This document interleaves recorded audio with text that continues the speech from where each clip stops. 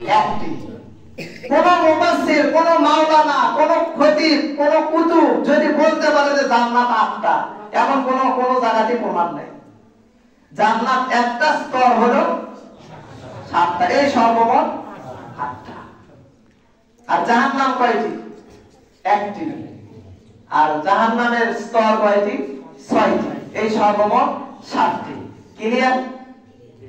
এই 7টা জাহান্নামের মতো স্তর বাই স্তর, যাই যেমন গুনাহ করেছে তেমন পরিমাণ, সেই পরিমাণে জাহান্নামে ঢুকবে, সেই পরিমাণ জাহান্নামে ঢুকবে। কারা ওয়াইল নামক জাহান্নামে ঢুকবে এই বিষয়ে আমি আলোচনা করতেছি। প্রথম নাম্বার জাহান্নামে ঢুকতেছে, যাকে দেখতেছে নবী, যারা এই জাহান্নামের অগ্নির মধ্যে জ্বলতেছে, এই সমস্ত মানুষগুলোকে আল্লাহর নবী দেখতেছিলেন সর্বপ্রথম। তারা হলো গীবত এবং পরনিন্দা করেছে। যারা প্রথম অবস্থায় দেখেছে তাদেরকে কে দেখেছেন? নবী, বিশ্ব নবী মুহাম্মদুর রাসূলুল্লাহ সাল্লাল্লাহু আলাইহি ওয়াসাল্লাম। নবী যখন পরিদর্শন করতেছিলেন জাহান্নাম, সর্বপ্রথম জাহান্নামের দিকে যখন যায়, বিরাট সাউন্ড পাওয়া যায় আর এত তাপ দেখা যায়। নবী ডাক দিয়ে বলে, জিবরাইল, ওই যে জাহান্নামের মধ্যে চলতেছে এরা কারা রে? জিবরাইল ডাক দিয়ে বলে, গো নবীজি, এরা আপনার উম্মতের ওই সমস্ত মানুষ যারা সর্বহালতে সর্ব অবস্থায় গীবত আর পরনিন্দা করে। এই সমস্ত মানুষগুলো এরা জাহান্নামের মধ্যে জ্বলতেছে। গো নবী, আপনার উম্মতের মধ্যে ওই সমস্ত নারী পুরুষ যারা গীবত করে, সর্বহালতে পরনিন্দা মানুষের করে, একজন মানুষের পাইলেই দোষগুলো ত্রুটিগুলো ধরা শুরু করিয়া দেয়, নিজের দিকে একবার তাকায় না। একজন জ্ঞানী বলেছিল যে তুমি যখন একজন মানুষের দিকে, খারাপ দিকে নজরে আঙ্গুল তোলো, যখন তুমি একজন মানুষের খারাপ বিষয়ে ওই মানুষের দিকে আঙ্গুল তোলো, বাকি 4টি আঙ্গুল তোমার দিকে ফিরাইয়া বলে, তুই যে ওকে একটা আঙ্গুল দিয়ে ইশারা করে বলছ খারাপ, বাকি 3টা আঙ্গুল তোর দিকে হইয়া বলে তুই নিজেই এর চাইতে বেশি খারাপ। কথা বলে ঠিক না? এজন্য গীবত পরনিন্দা থেকে আমরা বাঁচবো ইনশাআল্লাহ। বলেন আল্লাহ রাব্বুল আলামিন বলে, ওয়াইলুল লিকুল্লি হুমাযাতিল লুমাযাহ, যারা মানুষের গীবত করে, পরনিন্দা করে, ওই সমস্ত মানুষগুলো ওয়াইল নামক জাহান্নামে জ্বলবে। 2 নম্বরে নবী যখন আবার সামনের দিকে অতিক্রম করে, দ্বিতীয় নম্বরে যখন মানুষের দিকে, যখন নবী আবার জাহান্নামের দিকে যায়, সামনের কিছু দূর যাওয়ার পরে দেখতে পায় এক শ্রেণীর লোক, এক শ্রেণীর মানুষগুলো তারা জাহান্নামের মধ্যে, তারা নদীর মধ্যে খেলতেছে, নদীর মধ্যে হাবুডুবু খাইতেছে, রক্তের নদীর মধ্যে। কার নদীর মধ্যে?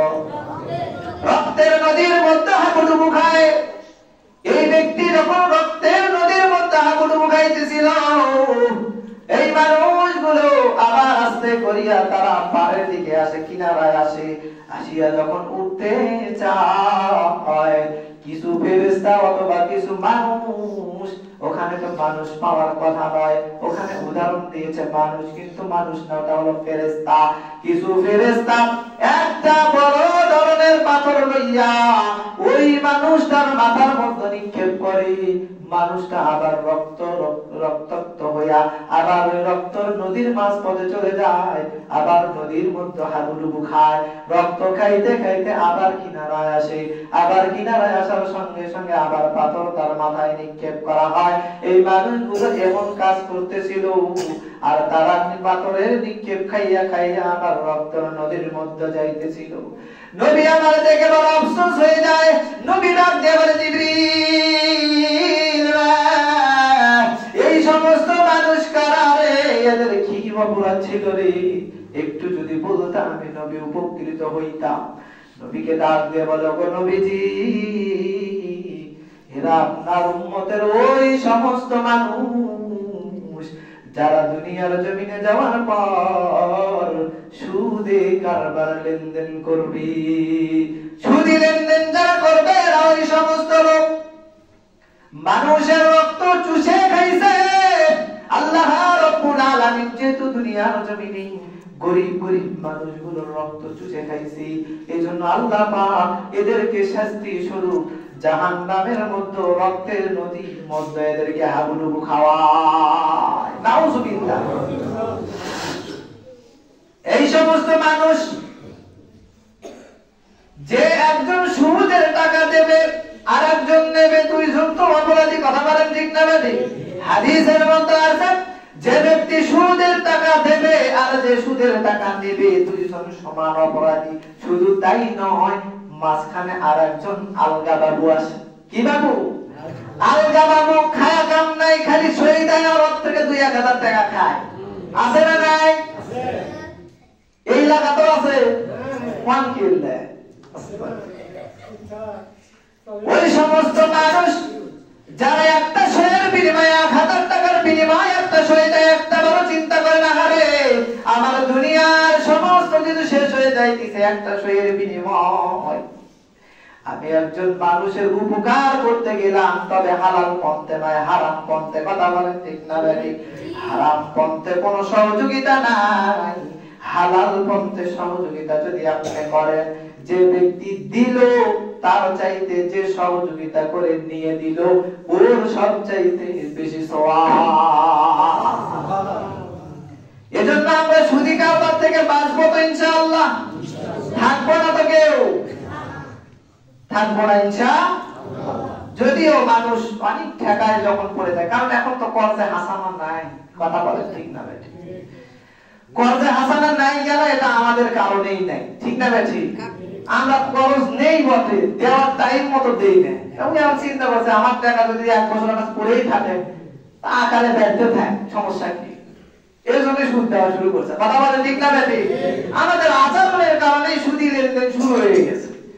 যদিও শুরু হয়ে গেছে, আমরা চাবো যে আমরা সুদী নয়, কারো থেকে কি নেবো? কর্জে হাসানা নেবো। খরচ যদি কেউ টাকা নেয়, ওই টাকা দান করলে যে সওয়াব হবে সেই সওয়াব আল্লাহ পাক তার আমলের খাতায় দেবে, শুধু খরচ দেওয়ার কারণে। সুবহানাল্লাহ। কি করার কারণে? শুধু কর্জে হাসানা দেওয়ার কারণে সওয়াব পাবেন। দিলে যে সওয়াব হলো ওই টাকা পরিমাণ, খরচ দেওয়ার কারণে টাকা তো ফেরত পাবেন, আর সওয়াবও পাবেন। সুবহানাল্লাহ। একবার বলেন সুবহানাল্লাহ। নবীজি বলেন অন্য হাদিসের মধ্যে বলেন, এই সমস্ত মানুষ যারা এই নদীর মধ্যে ছিল, এদের পেট গুলো হবে উঁচা উঁচা। দেখেন না আমাদের সমাজের মধ্যে নেতাদের পেট যেমন, এক নেতা আর এক নেতা যদি একাত্রিত মোলাকাত করতে চায়, ঘাড়ের মধ্যে পেটে পেটে মোলাকাত হয়ে যায়। কথা বলেন ঠিক না বেঠিক? এটা হওয়ার কারণ কি? দুর্নীতি। ঠিক না বেঠিক? দুর্নীতির টাকা খাইতে খাইতে ভুঁড়ি করেছে লম্বা। কাঁধে কাঁধ মিলাতে চাইলে ঈদের দিন আর কাঁধে কাঁধ মেলে না, বরঞ্চ ভুঁড়িতে ভুঁড়ি মিলে যায়। কথা বলেন। এজন্য আমরা সৎ অনুযায়ী চলবো, দুর্নীতি থেকে বাঁচবো ইনশাআল্লাহ। সুদী এই সমস্ত মানুষগুলোর পেট গুলো হবে উঁচা উঁচা। নবী বলতেছে ওদের পেট কেন এত উঁচা? এরা কি আগে থেকে এমন মোটা ছিল নাকি? নবীকে জিবরাইল ডাক দিয়ে বলে, ও নবীজি, এদের পেট এত উঁচা ছিল না। এরা যে সুদী কারবার করেছে, এর বিনিময়ে এদের এই গুনাহগুলো সাপে পরিণত আল্লাহ পাক করায়া দিয়েছেন, আর সাপগুলো তার পেটের মধ্যে মুখ দিয়ে খাওয়াইছে। নাউজুবিল্লাহ। অন্য বর্ণনায় আছে এদেরকে আগুন খাওয়ানো হচ্ছিল, আর আগুন যখন মুখের মধ্যে যায়, নারী ভুঁড়িগুলো ছেদ করিয়া তাদের পায়খানার রাস্তা দিয়ে আগুনগুলো বেরিয়ে যায়। কত যন্ত্রণাদায়ক শাস্তি! মুসলমান যদি কোনো মানুষ, যদি দুনিয়ার কোন মানুষ যদি জাহান্নামের কিঞ্চিত পরিমাণ যদি আগুন দেখত, তাহলে এই মানুষগুলো এই জাহান্নামী কারবার থেকে আগেই ফিরে আসতো। ঠিক না ঠিক? কেমন এই আগুনের ধাস, এ সম্পর্কে কিছু আলোচনা আমাদের জানার দরকার আছে না নাই? আগুনটা কেমন হবে?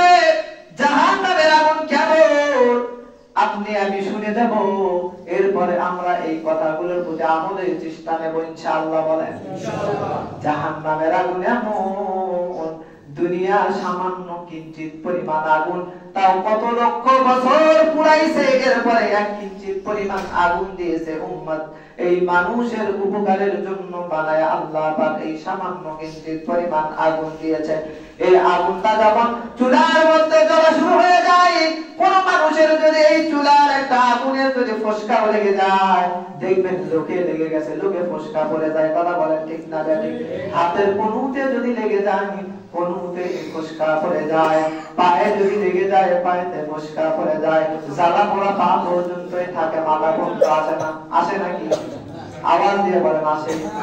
হাতে লেগে গেলে পা পর্যন্ত বুঝে চলে,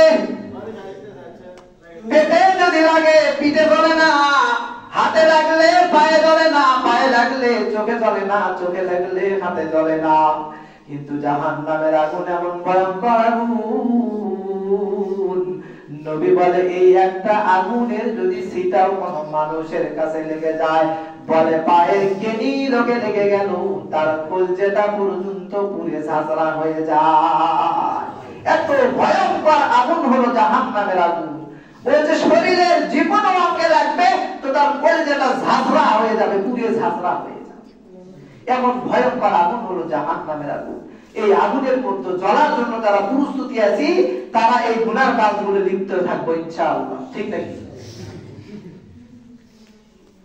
এই আগুনের মধ্যে আমরা যেন না জ্বলি, সেজন্য আজকের এই আলোচনাগুলো আমরা অবশ্যই 8টা পয়েন্টে শুনে যাবো ইনশাআল্লাহ। এরপরে তো একটা, তাহলে আমরা যে কথা বলতেছিলাম, তাহলে আমরা সবাই সুদ থেকে মুক্ত থাকবো ইনশাআল্লাহ। 3 নম্বরে নবী যখন সামনের দিকে অতিক্রম হয়, সামনের দিকে যখন যাইতেছিলেন, যাইতে যাইতে দেখে কিছু পুরুষ আর কিছু মহিলা এরা আগুনের মধ্যে জ্বলতেছিল। আর আগুনটা এমন ছিল বলে গর্তের মতো জায়গা। এই গর্তের আগুনে যখন আগুনের যেমন ধরেন ভাতের যেমন উতাল আসলে কিছু কিছু ভাত উপরে উঠিয়ে আসে, আসে না আসে না, এরকম আগুনগুলো যখন বলকানো শুরু করেছে, মানুষগুলো নিচ থেকে লাফাইয়া লাফাইয়া উপরের দিকে ওঠে। আবার এই আগুনটা এমন একটা ভাসানি দেয়, এই মানুষগুলো উপর থেকে আবার নিচের দিকে চলে যায়। এই মানুষগুলো এই আগুন থেকে যখন উতলানি উঠে যায় আর উপরে উঠে আসে, মনে করে আমাদের বুঝি রেহাই হলো, এবার বেরিয়ে যাবো এখান থেকে। ডেকের মতো আগুন, ডেকের মধ্যে যেমন আগুন জ্বলে এমন আগুন বলে উপরে যখন ওঠে, তারা চেষ্টা চালায় যে এখান থেকে বেরিয়ে যাওয়া। এমন তো সময় আল্লাহ রাব্বুল আলামিন এই আগুনগুলোকে আবার এমন একটা উতলানি দেয়, যে উতলানির কারণে উপরে তো যাওয়া দূরের কথা, আবার নিচ তরফ দেশে চলে যায়। নাউযুবিল্লাহ। দ্বিতীয় নম্বরে অন্য বর্ণনায় বলছে দুইটা দেখ, দুইটা পাতিল, এই দুইটা পাতিলের মধ্যে একটা পাতিলে সুন্দর গোশত রাখা হয়েছে, আর একটা পাতিলের মধ্যে পচা ফাঁসা গোশত রাখা হয়েছে, যে গোশতটা দুর্গন্ধের কারণে ওই আশেপাশে যাওয়া যাচ্ছে না। এমন একটা অবস্থা, ওই জাহান্নামের ধারে কাছ দিয়ে যাওয়া যাচ্ছে না। নবী আমার ডাক দিয়ে বলে, ভাই জিবরাইল, এরা কারা গো? এদের এই অবস্থা কেন? এদের কি অবস্থা হয়ে গেছে? এরা ভালো গোশত রাখিয়া খারাপ গোশতগুলো কেমন করে যেন খাইতেছে। নবীকে ডাক দিয়ে বলে, নবীজি, আপনার উম্মতের মধ্যে এক শ্রেণীর পুরুষ এক শ্রেণীর মহিলা এমন হবে, তাদের নিজের সত্য ঘরের মধ্যে হালাল স্ত্রী থাকা সত্ত্বেও এরা হালাল স্ত্রীকে সময় না দিয়া হারাম পন্থে সময় ব্যয় করবে, পরকিয়া করবে। যুবকরা তা অন্য মহিলার দিকে আসক্তি হয়ে যাবে, অন্য যুবতী মহিলারা অন্য পুরুষের দিকে আসক্তি হয়ে যাবে, এরা পরকিয়াতে লিপ্ত হয়ে যাবে, এরা গুনার দিকে ধাবিত হবে, এরা ভালো জিনিস বুঝবে না, এরা ভালোটা নেবে না, ভালোটা খাবে না, খারাপের দিকে ধাবিত হবে। নবী এজন্য এটাকে উপমা স্বরূপ দেখানো হয়েছে, এই সমস্ত মানুষগুলো দুনিয়ার জমিনে ভালোটা রাখিয়া খারাপের দিকে ধাবিত বেশি হয়েছে।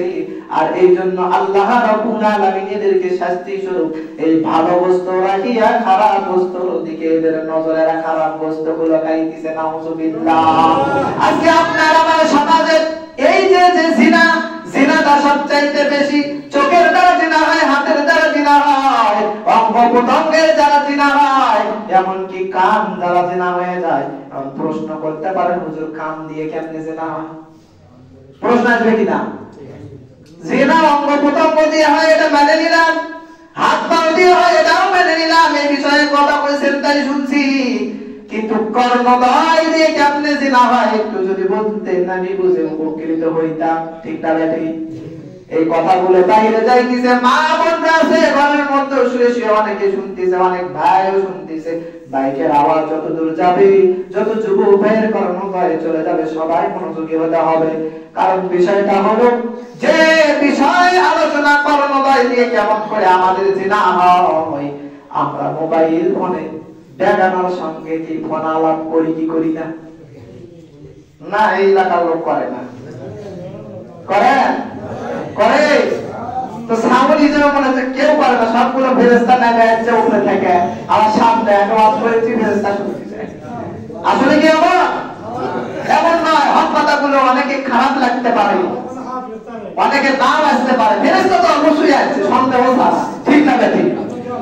আপনাদের এখানে লোকের সমাগম যেমন, এর চাইতে 3 গুণ আকারে বেশি ফেরেশতা আল্লাহ পাক এখানে নিযুক্ত করে দিয়েছে। সুবহানাল্লাহ। যেখানে কোরআন হাদিসের কথা হয়, এখানে ফেরেশতা নিযুক্ত হয় কেবল একজনের কাঁধের উপর আরেকজনের পা, আরেকজনের কাঁধের উপর আরেকজনের পা, এভাবে করতে করতে আসমান পর্যন্ত, শুধু আসমান নয় আল্লাহর আরশে আজিম পর্যন্ত ফেরেশতারা গোল হয়ে এখানে মিটিং করে খারাপভাবে দাঁড়ায় শুনতেছে। সুবহানাল্লাহ। খান পাড়ার মানুষ ভুল বুঝতে পারে, কিন্তু ফেরেশতা ভুল বোঝে না। ফেরেশতা জানে এটা কি হবে, এটা আমরা শুনে আসি।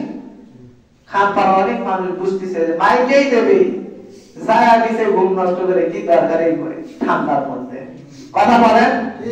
আরেকটা আসছে কম, যারা ব্যাংকের মধ্যে আছে শুনুক যে হয় যে লোক কম লাগছে। আর একটু বলেন, যারা আসেনি এরা মিস করতেছে। ঠিক না ঠিক? কারণ বক্তার সরাসরি চেহারা দেখে আলোচনা শোনা আর বাড়ির মতো ঘুমায়া শোনার মতো অনেক তফাৎ আছে। মুসলমান বন্ধুবান যে কথা বলতেছিলাম, কর্ণদয় দিয়ে কেমন করে আমাদের জিনা হয়। আমরা অনেকেই পরকিয়া করি, আমরা অনেকেই কি করি, অন্য বেগানা মহিলার সঙ্গে কথোপকথন করি। অনেক মা বোন আছে, অনেক শিক্ষার্থী বোন আছে যারা স্কুলে যায় ক্লাস করার জন্য, এরপরে স্কুলে ক্লাস করতে করতে বয়ফ্রেন্ড বানায়া ফালায়, বয়ফ্রেন্ড বানায়া ফোনে আলাপ করে, সারা রাতে যুবকের ঘুম শেষ, পরের দিনে ফজরের নামাজও শেষ করা। বলেন ঠিক না? আজকে যুবক কোথায় গেল? কই সেই যুবক? ওমরের মতো যুবক কোথায়? যে ওমর এমন একজন যুবক, যে ওমরের একটা ধ্বনি শুনলেই নবী পর্যন্ত কাঁপাকাঁপি শুরু হয়ে যাইত। যখন ওমর কাফের বেঈমান ছিল, এমন সময় নবী পর্যায়ে পর্যন্ত কথা বলেছে। ওমর ডাক দিয়ে বলেছে, মুহাম্মাদে আল্লাহকে নিয়ে আসতে পারবে? কোন যুবক দাঁড়ানোর সাহস হয় নাই, কিন্তু ওমর দাঁড়াতে 1 সেকেন্ডও দেরি করে নাই, বলেছে আমি মুহাম্মাদের কল্লা নিয়ে আসবো। অথচ মুহাম্মাদের কল্লা নিজে নিয়ে যাবে, এজন্য কল্লা নেওয়ার জন্য আসে, নিজের কল্লাটা ইসলামের জন্য মুহাম্মাদের কাছে বিলীন করে দিয়েছে। জোরে বলেন সুবহানাল্লাহ। সেই ওমরের মতো যুবকদেরকে হতে হবে। ঠিক না বেটি? মুসলমান বন্ধুগণ আমার, এজন্য আমরা নামাজের যে বিষয়, আজকের রজনীতে নবীজি নামাজ নিয়ে এসেছে, অথচ আমরা নামাজে বড় অবহেলার মধ্যে কাটায় এই কথা বলেন। ঠিক না বেটি? অথচ সারা রাত্রিতে প্রেমিকার সঙ্গে কথা বলে, কোনো সমস্যা হয় না। মসজিদে ফজরের সময় আসলেই প্যান্ট ঠিক থাকে না, কথা বলেন। আস্তে পর কেউ সূর্যে ধরে দাঁড়াবে। ঠিক না বেটি? যুবকরা কি এই নামাজে আসে? ফজরের নামাজে আসে? জিজ্ঞেস করবেন যে আসো না কেন? ওই প্যান্ট ঠিক নেই। কি ঠিক নাই? কেন প্যান্ট ঠিক নাই? কেন এটা বুঝতে হবে। ডালবে কুছ কালা হয়। ঠিক না বেটি? মুসলমান বন্ধুরা আমার গভীর মনোযোগ দেবেন। এজন্য কখনো বলা যাবে না প্যান্ট ঠিক নাই। মুসলমানের প্যান্ট সর্বহালতে ঠিক থাকবে। কথা বলেন। যুবক পাইছে তার করিয়া আবার মসজিদে আসতে হবে। কথা বলেন ঠিক না বেঠিক? কারণ মানুষের বাহ্যিক দিক থেকে মানুষের সমস্যা থাকতে পারে। মানুষ যখন প্রাপ্তবয়স্ক হয় তার স্বপ্ন দোষ হতে পারে, এত অসুবিধার কিছু নাই, নেগেটিভে নেওয়ার কিছু নাই। সেই ব্যক্তিটা যখন গোসল করিয়া ওযু বানাইয়া ঠান্ডা পানি দিয়ে ওই গভীর নদীতে ওযু করিয়া যখন মসজিদে আসবে আর একটা সিজদা লাগায়া বলবে সুবহানা রাব্বিয়াল আ'লা, সুবহানা রাব্বিয়াল আ'লা। আল্লাহ বলে গোলাম তুই আমি আল্লাহ পাকের পদতলিতে এমন একটা সিজদা দিয়ে তাসবিহ পড়ো, আমি আল্লাহ পাক তোর জীবনের সমস্ত গুনাহ খাতাগুলো মাফ করে দিলাম। ফজরের নামাজ পড়লে ওই যে ওই যুবককে, ওই যুবতীকে, ওই সমস্ত বোনকে, ওই সমস্ত ভাইকে আর চেহারার মধ্যে লাবণ্যতা আনার জন্য ফেয়ার আল্লাহ মাখা লাগবে না, হ্যান্ডসাম মাখা লাগবে না, আর অন্য অন্য যত প্রোডাক্ট আছে এগুলো মাথা লাগবে না। কথা বলেন ঠিক না বেঠিক? সে গোলাম ফজরের নামাজ পড়বে, আল্লাহ রাব্বুল আলামিন বলেন ওই সমস্ত বান্দার চেহারার মধ্যে আমি আল্লাহ পাক ওই বান্দা বয়স্ক হয়ে যাবে, এরপরেও তার চেহারার মধ্য থেকে লাবণ্যতা নষ্ট করে দেব না। আল্লাহর কথা বুঝি মিথ্যে? আল্লাহর কথা যদি সত্য হয় তোমাকে আর ফিয়ার আল্লাহ মাখা লাগবে না, হ্যান্ডসাম মাখা লাগবে না, আরো যাবতীয় যত আরো অনেক কিছু আছে এগুলো মাখা লাগবে না। আমি তো জানি না। এজন্য মুসলমান বন্ধুগণ, যদি ফজরের নামাজ তুমি ঠিকমতো আদায় করতে পারো, তোমার সুনুর পরিধান আল্লাহ পাক ফজরের নামাজের মাধ্যমে করে দিয়েছে। সুবহানাল্লাহ। কিন্তু আমরা ফজরের নামাজের অলসতা বেশি, ঠিক না? ঠিক। মুসলমান বন্ধুগণ আমার, যে কথা বলতে গিয়ে এই লাইনে চলে গেছে সেটা হলো জিনার কাজ থেকে বাঁচবো, আমরা পরকীয়া থেকে বেঁচে যাব। কারণ নবী বলেন এমন একটা জামানা আসবে ওই জামানায় মানুষের পরকীয়াটা বেড়ে যাবে। এটা হলো শেষ জামানা।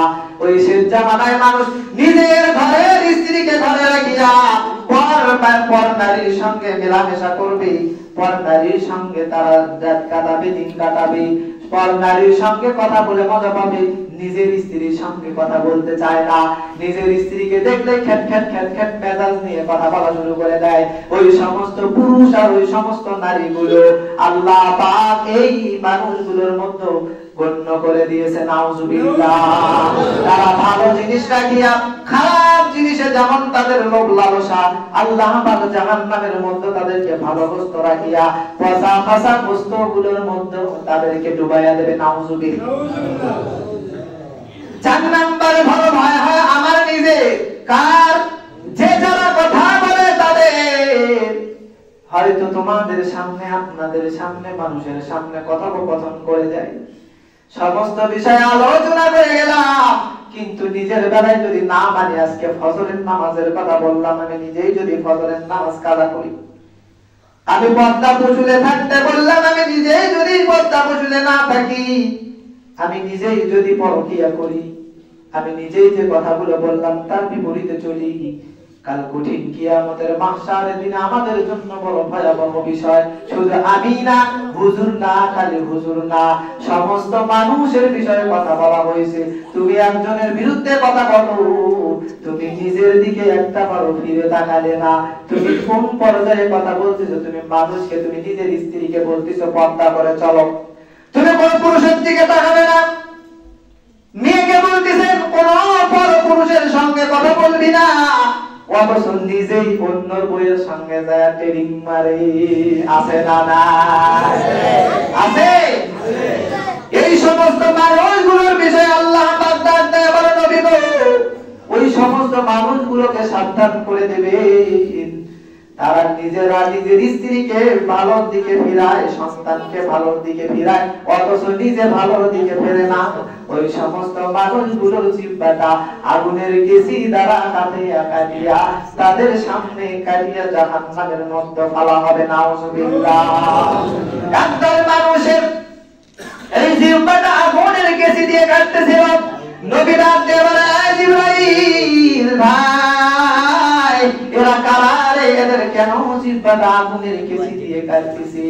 অত তো দেখতেছি জিহ্বা কাটিয়ে পড়ার সঙ্গে সঙ্গে আবার জিহ্বাটা অ্যাডজাস্ট হয়ে যাচ্ছে, আবার জিহ্বাটা কাটতেছে, আবার অ্যাডজাস্ট হচ্ছে। একটা জিনিস খেয়াল করেন তো, আপনার যদি একটা আঙ্গুল কেটে যায় থাকে, আবারও যদি